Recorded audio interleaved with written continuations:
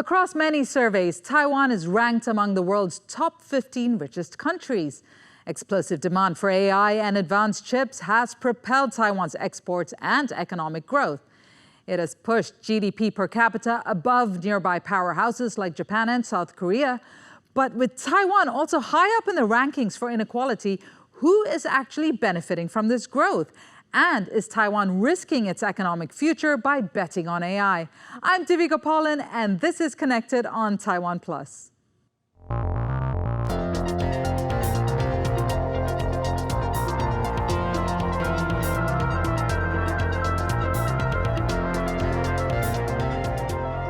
To help us make sense of Taiwan's balance sheet, we're joined from New York by Orina Chang, Chair Professor and Vice Dean at the School of Banking and Finance at National Sun Yat-sen University. Great to have you on the program. Orina, you are based in New York, but you're a professor with National Sun Yat-sen University, which is in southern Taiwan. Can you tell us how that works? It gives a great perspective on both the international economy and Taiwan's economy. But give us a sense of why you are in New York. Sure. So I am teaching, but this is not my only job. So our school was started about 2-3 years ago by the former president, Tsai Ing-wen of Taiwan. And her mission is to train the next generation of asset managers for Taiwan and in Taiwan, so that we don't have to always outsource the asset management part to abroad. And so the whole idea is to give all instructions in English and to actually teach classes by practitioners. And that's where they found me.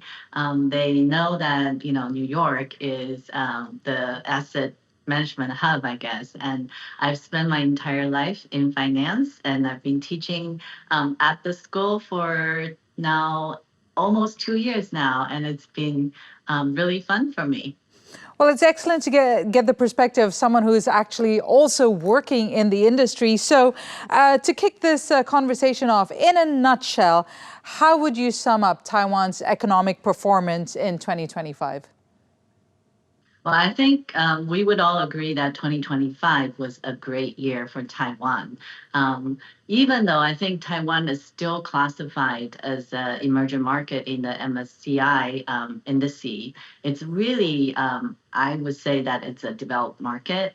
And for something so mature, such a mature market, to have enjoyed a 7% GDP growth in 2025, I think that was actually really astonishing. And with that growth of 7% GDP, the inflation is actually projected to stay very low at 1.6%.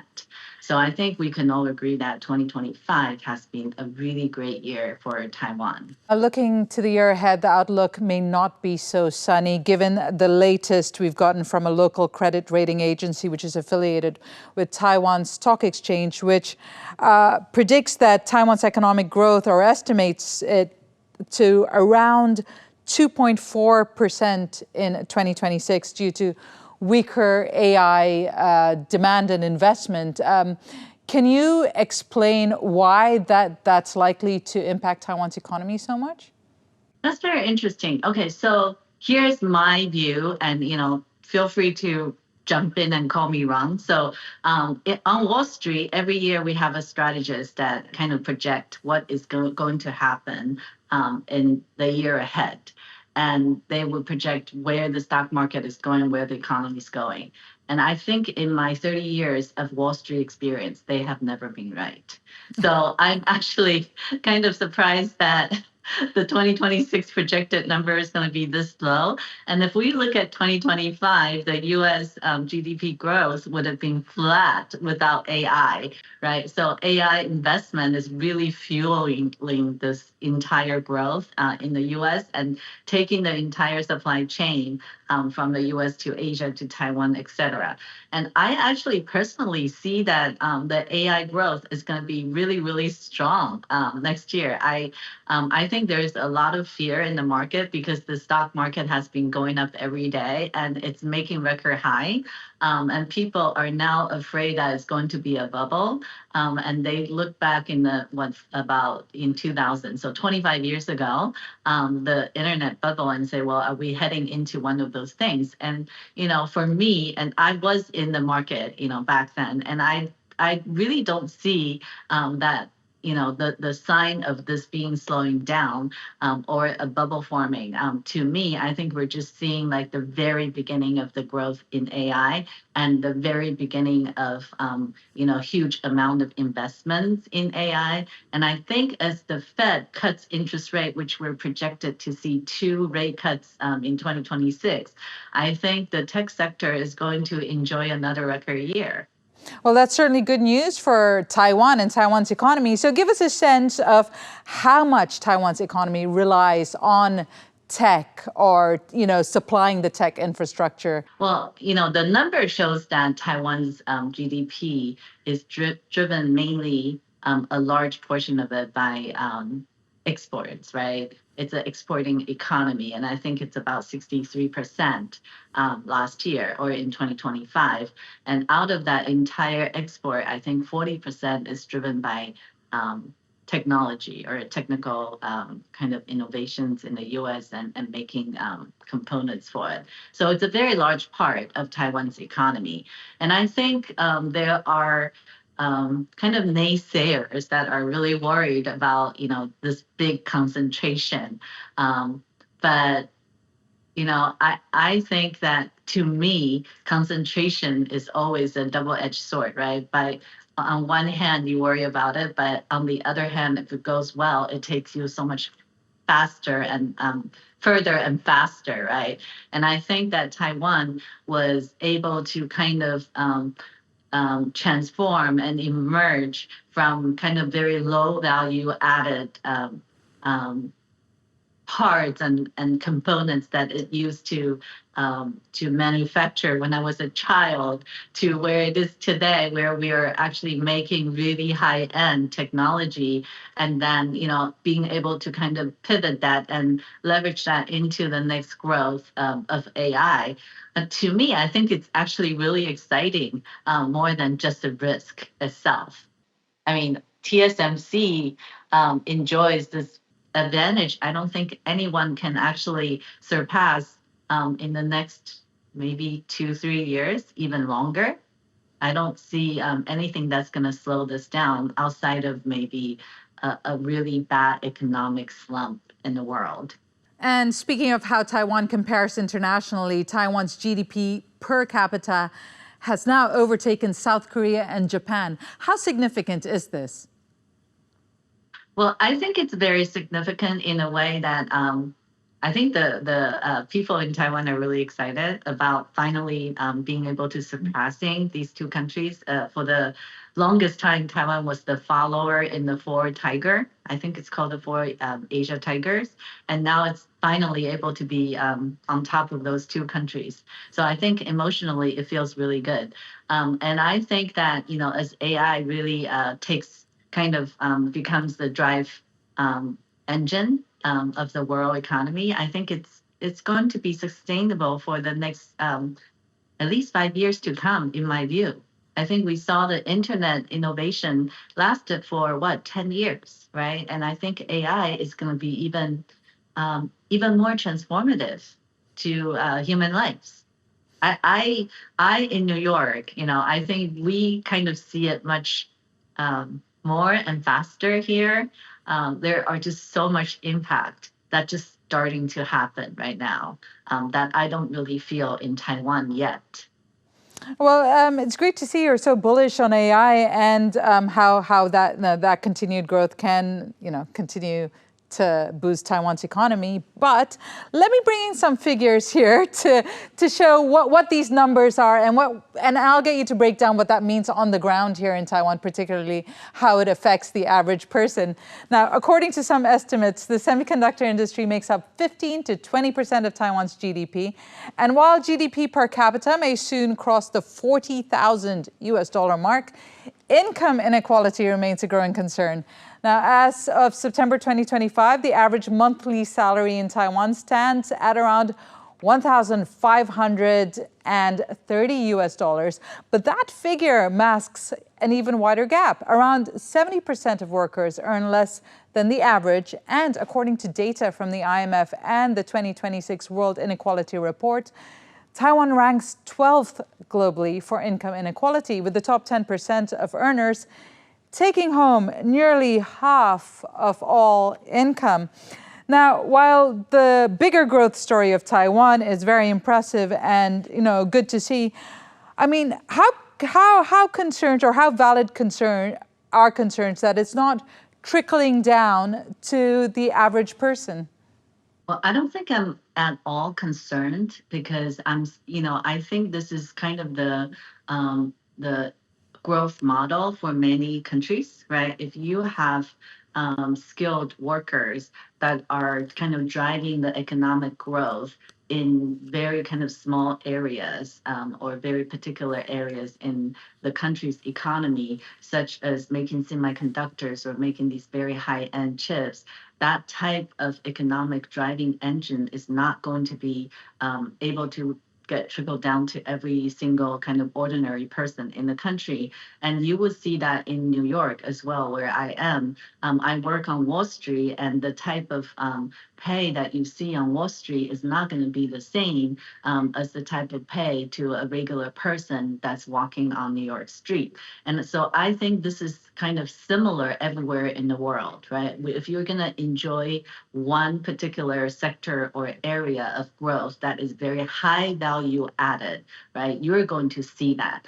I think what is important is for the government to really help those who are not the high income earners in the country. So we already see, I think with Taiwan, I think had record high tax revenues for the country in 2025, a lot more than what was projected, and mainly driving by the semiconductor industry. So you're already seeing that the most of the tax dollars are coming from these industries and these businesses.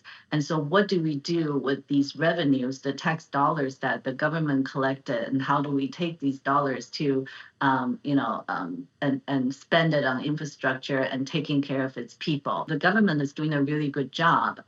If I can kind of compare my life in New York to the life in Taiwan, we see that medical services are highly affordable. Education is really, really great and is really inexpensive. Food is very affordable. If you kind of just look at every kind of public transportation, I saw that on the news this year. The government has kind of raised the tax hurdle so that more people don't even pay income taxes. I think it amounts to 50% of the population in Taiwan that do not have to pay income taxes. The elderly get some kind of subsidies. The kids under 4 get some type of subsidies. So I think they're taking the wealth, not wealth, but revenue that's being generated into tax dollars and redistributed to every kind of a lot of people in the population, while keeping the inflation low and manageable. I mean, I live in the U.S. where I saw inflation hit 9%, and when I go to Taiwan, it's like, wow, why is the food so affordable here? So I think I don't really see a huge concern. I see on one hand that revenue model is very typical of highly developed market with very high value added productions. But on the other hand, I see the Taiwanese government they're really doing the right things to really take care of its citizens. And that's why when you look at PPP, even though the income is not high by the global standard, but then if you adjust it for purchase of power purchasing or purchase power, it's actually really, really good, right? You see what, $87,000 USD. That's a really high number. And with even that number, I don't know how they really actually calculate it. I didn't look into the details. But if I look at, if I compare my expenditure in New York the way that everything, how much everything costs in daily lives, I would even argue that 87,000 number might be too low. It might be even higher. I think the only issue is probably the housing price. And that we will definitely get to. but before we go to that, just to give a greater understanding of, so you talk about what the government can do or what the government has been doing to kind of blunt the, I guess, rising expenses or, to even out the wealth disparity. But since 1998, labor productivity in Taiwan has doubled.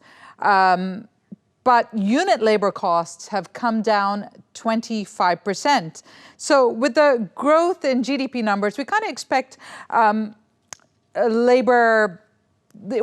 we expect wages to follow suit. So why hasn't higher productivity necessarily translated to higher wages? Yeah, I think that's a really good question. And I think a lot of research institutions see it as an issue.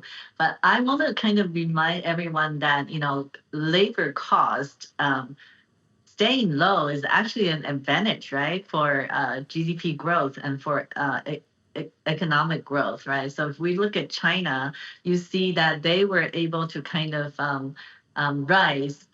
benefit on low labor cost for the past 15 years. And now the labor cost in China has become really high that a lot of manufacturer factories have to move out of China.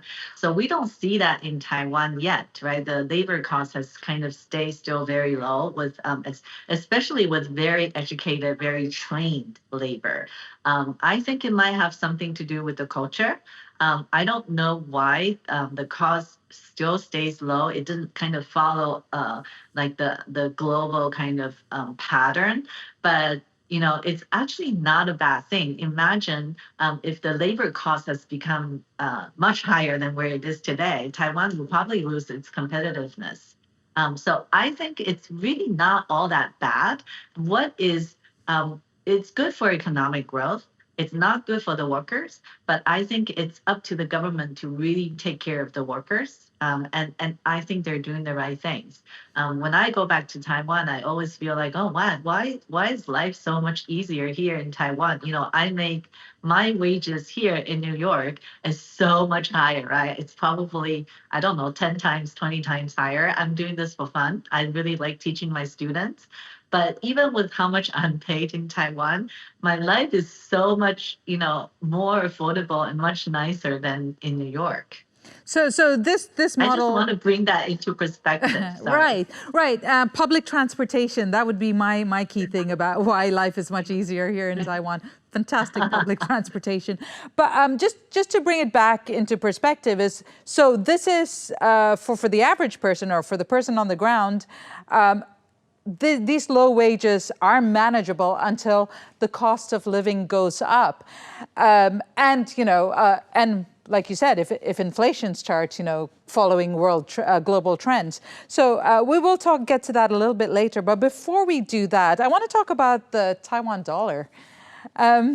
According to the Economist Big Mac Index, it is 55% undervalued against the US dollar, which is the largest gap globally. Firstly, how much credence do you pay to that index? And two, why is the NT dollar so low given that Taiwan's GDP has just been soaring? Well, we all know why it's been so low, right? It's kind of a bit controlled by the central bank in Taiwan, right? So it's not a completely free capital market, and that's why it's so low.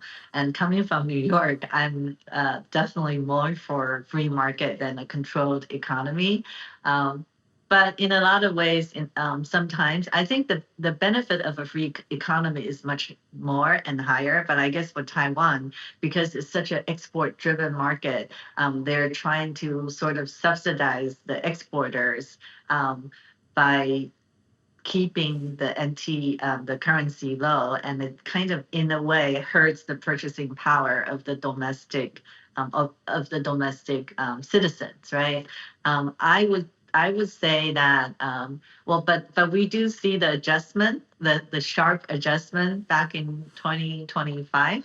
If I look back, it adjusted 4% in one day, and I think it adjusted maybe like 10% in total. And even right now, is much better than when I started teaching in Taiwan because I get paid in U.S. dollars, so I kind of can see it, right? I can feel the shock.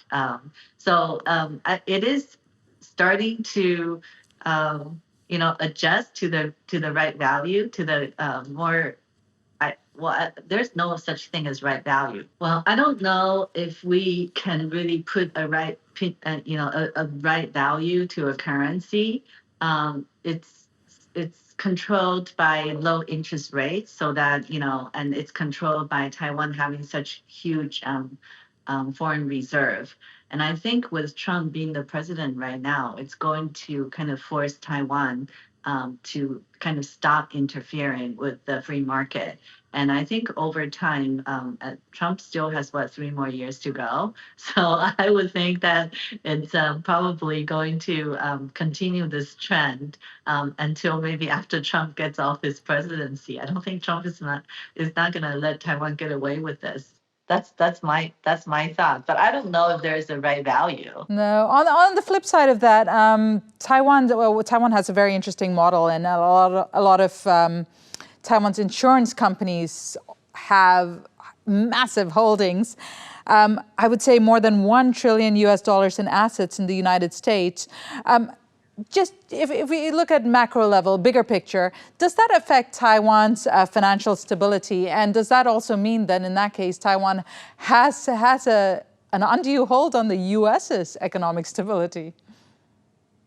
I have been thinking about this question for many, many years, and I don't think there is a very good answer to this or a good solution to this. But on one hand, there's a mismatch in the currency liability, right? Because the insurance companies are selling their insurance in NT dollars, and they're now investing in US dollars. At one point, I thought, well, maybe they should just sell them in US dollars so there's no mismatch. But then in that way, you'll be transferring that risk and that liability to the purchaser, which might not be a good thing because I don't think the Taiwanese citizens are ready for that. I think they're less aware and less sophisticated about financial products. And that's why they're going into insurance companies and insurance products. I myself don't even do that. But I would say that so there are two layers to this question, right? One is it too overly concentrated in putting $1 trillion in the US? And as an investor myself, I don't see that as an issue. I think it's always good to diversify your investment. You don't want to put all your investment in one basket. So if you want to diversify your investment into a different market, I think that US is probably the best place in the world to do that. So I don't see that itself as an issue. I think that one thing is good, and I think the cause of that is because Taiwan has almost no financial instruments that people could invest in, right? What do you have? You have everyone, when they have savings, they put it into the real estate market. The stock market is very small. There are not that many really public listed companies. The listing requirement in Taiwan is very low. So, other than some of these ADRs that are in the US, there's not that many companies that I would even invest in Taiwan. The bond market is really thin. And outside of that, there's really not much financial instrument. So you're really being forced to take that money and invest abroad, right? So I think that's just what happened. And for that to change, I think it will take a really, really long time. Number one, I think the government's kind of attitude probably has to change. They have to start losing up control on a lot of these financial instruments. I think the mentality is to protect its citizen, not to lose money, rather than to educate its citizen how to properly invest. So that's the first thing. And the second thing, I would say that the second layer is the risk of the currency mismatch. I think after thinking for a really long time, I think what the insurance company can do is they can get a little more sophisticated in managing that liability. So instead of just buying U.S. Treasury bonds or U.S. bonds, they can have more of a laddered portfolio investing approach where they can put some of those investments, a small part of it, being liability matched and not getting into too much technicality of, investment management kind of structure. I would say that, depending on the maturity of their insurance policy, they take that percentage and put it into a more liquid, and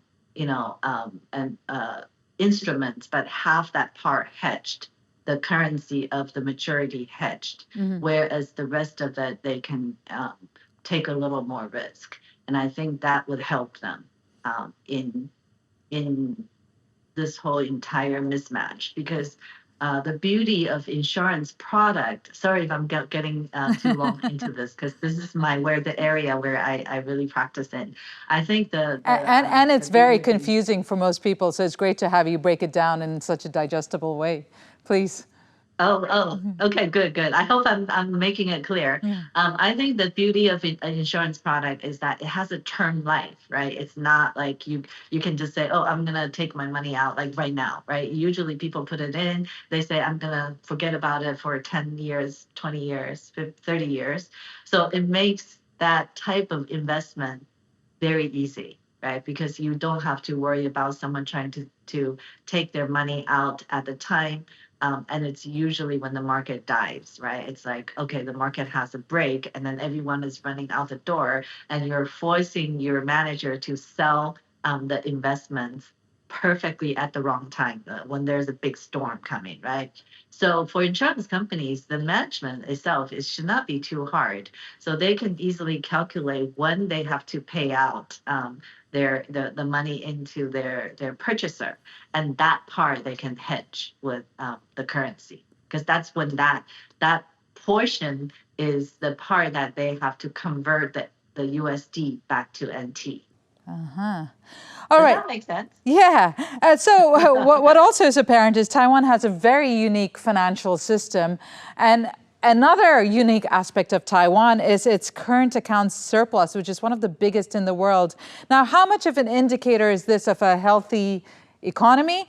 And how much of the CBC's, Taiwan Central Bank's policies have to do with Taiwan's vulnerable geopolitical situation? Well, I mean, if you look at China, right, if we look at China as a kind of an example, you would see that, it was driving the Chinese economy for the longest time with its export, right? It has a huge amount of surplus in China. So it could play a double-edged sword. Right now, the entire export is kind of not there, or it's kind of slowing down because of tariff that Trump is putting in. So you kind of see that in play, what type of growth it can bring you and what type of risk that you have. So I think in a way, Taiwan can look at that as an example. I don't really think for Taiwan is such a huge problem because I think AI demand is there and Taiwan is making something that is really in demand and is very difficult to be replaced by someone else's kind of products or goods. So I think we're okay for now. But in meanwhile, at the same time, Taiwan could probably start to look into developing other industries and other sectors. And where I'm coming from from New York and in finance, I would think that finance might not be a bad kind of sector to develop into as Hong Kong's the financial hub. As a financial hub in Asia, Hong Kong is kind of being taken down by all the wrong policies that the CCP has put in place. And most of that benefit has moved to Singapore. And I would like to see Taiwan getting part of that. And I think that is what the government is trying to do as well with new asset management center in Kaohsiung, which is why our school is also part of that, is to supply the talents for the center. Yeah. Yeah, well, great to hear that, and I would love to see Taiwan become more of a financial center in Asia. I'm going to go back to one of the other topics you brought up earlier in the conversation, and that's housing. And I have some figures here to bring to you. Housing hasn't become just more expensive. It's been quietly taking a bigger bite out of household incomes. Government data shows that in early 2010, mortgage payments took up about 28% of a household's monthly income. That share crept up slowly between 2015 and 2020.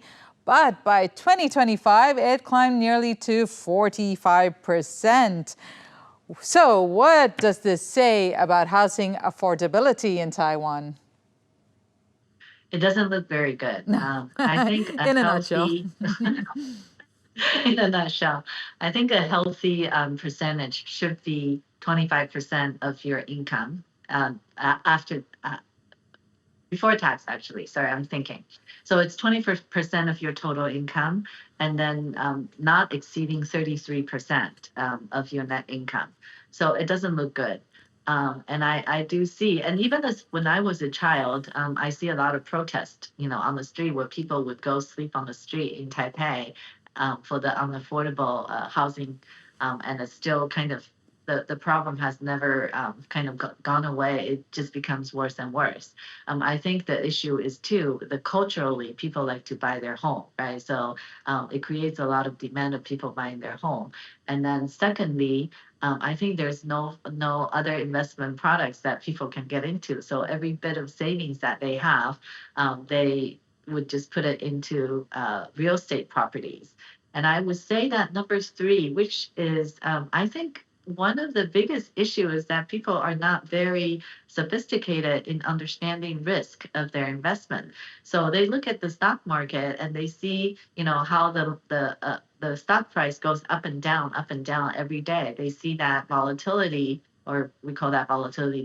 They see that movement as a big risk, but they don't see that in the real estate market, because your real estate market or your home cannot be traded every second, right? You don't have a price attached to your home every second. So in their emotionally, they feel that the home is much safer in terms of the asset price, but it's actually the opposite, right?